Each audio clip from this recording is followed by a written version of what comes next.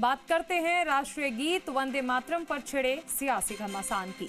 विवाद की शुरुआत कांग्रेस मुख्यालय में ध्वजारोहण के दौरान वंदे मातरम के गायन से शुरू हुई। नए प्रोटोकॉल के तहत अब पूरे 6 अंतरे का वंदे मातरम गाया जाना अनिवार्य है, लेकिन बीजेपी का आरोप है कि कांग्रेस के शीर्ष नेतृत्व ने पूरे वंदे मातरम के गायन पर सवाल उठाए। केंद्रीय गृह मंत्री अमित शाह ने कहा कि सोनिया गांधी को देश से माफी मांगनी चाहिए। क्या है ये पूरा विवाद, इस रिपोर्ट में देखिए।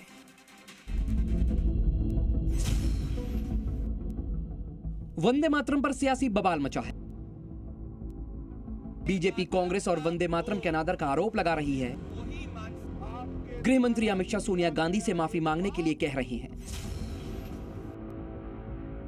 मतलब 15 अगस्त के दिन कांग्रेस दफ्तर से वंदे मातरम को लेकर शुरू हुआ विवाद थमता नजर नहीं आ रहा। बीजेपी ने वीडियो का हवाला देते हुए आरोप लगाया कि सोनिया गांधी और राहुल गांधी ने पूरे वंदे मातरम के गायन पर आपत्ति जताई।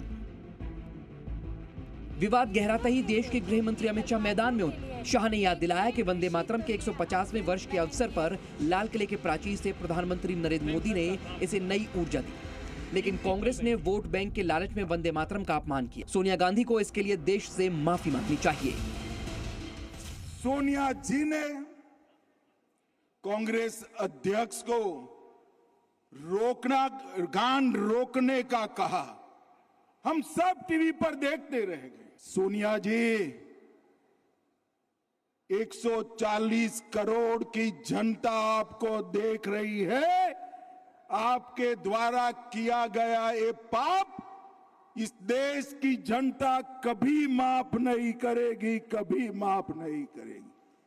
कांग्रेसियों को शर्म आनी चाहिए, और जरा भी शर्म बची है तो 2 हाथ जोड़कर बंकिम बाबू की अमर आत्मा से और देश की जनता से माफी मांगनी चाहिए।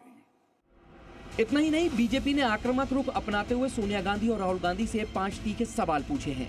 सवाल नंबर 1, क्या संविधान के अपमान के लिए सोनिया और राहुल को माफी नहीं मांगनी चाहिए? सवाल नंबर 2, क्या यह साबित नहीं होता कि कांग्रेस में राष्ट्रवाद का अभाव है? सवाल नंबर 3, इस पूरे घटनाक्रम के बाद कांग्रेस नेताओं द्वारा दी गई सफाइयां और दावे झूठे साबित नहीं होते? सवाल नंबर 5, स्वतंत्रता दिवस पर राष्ट्रगीत के प्रोटोकॉल का विरोध क्या देश की संप्रभुता और संविधान के प्रति अनादर नहीं है? सवाल नंबर 5, देश की देशभक्त पीढ़ी और युवा वर्ग तिरंगे व राष्ट्रगीत के प्रति रवैये को कैसे स्वीकार करेगा?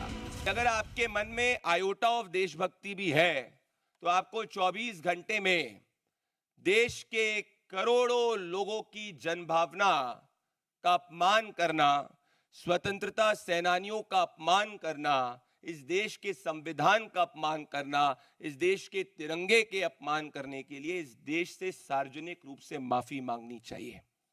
उसके अंदर जो आगे के स्ट्रेंजा हैं वो हमारे धर्म के हिसाब से हमको अलाउड नहीं करते, लेकिन हम अपमान नहीं करते। और 1904 से कांग्रेस के हर अधिवेशन में वंदे मातरम का गायन होता है। आपकी विचारधारा के लोगों ने वंदे मातरम नहीं गाया, क्योंकि वंदे मातरम गाने पर लाठी पड़ती थी। आपको बता दें कि वंदे मातरम में कुल 6 अंतरे हैं। परंपरा के मुताबिक अब तक पहले 2 अंतरे ही गाए जाते थे, लेकिन गृह मंत्रालय के नए प्रोटोकॉल के तहत पूरे 6 अंतरों का गायन अनिवार्य है। कांग्रेस मुख्यालय में वंदे मातरम के गायन पर हुए विवाद को लेकर बीजेपी नेताओं ने कर्नाटक में सोनिया गांधी के खिलाफ शिकायत दर्ज कराई है। इतना ही नहीं, बंकिम चंद्र चट्टोपाध्याय के वंशज और बीजेपी विधायक सुमित्रा चटर्जी ने सोनिया गांधी को पत्र लिखकर गहरा दुख व्यक्त किया है। साथ ही देश की जनता और पश्चिम बंगाल के लोगों से बिना शर्त माफी मांगने की मांग की है। बंकिम चंद्र चट्टोपाध्याय की कलम से निकला वंदे मातरम केवल एक गीत नहीं, बल्कि देश में स्वतंत्रता संग्राम की वो अमर चेतना है जिसने लाखों देशभक्तों के दिलों में आजादी की ज्वाला जलाई। आज जब देश आजादी की 80वीं वर्षगांठ मना रहा है, तब राष्ट्रगीत के सम्मान और नए प्रोटोकॉल को लेकर शुरू हुआ ये राजनीतिक संग्राम थमने का नाम नहीं ले रहा। लेकिन सवाल यही है कि राष्ट्रभक्ति के इन प्रतीकों को भी सियासी नफा नुकसान के तराजू में तोला जाएगा। ब्यूरो रिपोर्ट, जी मीडिया।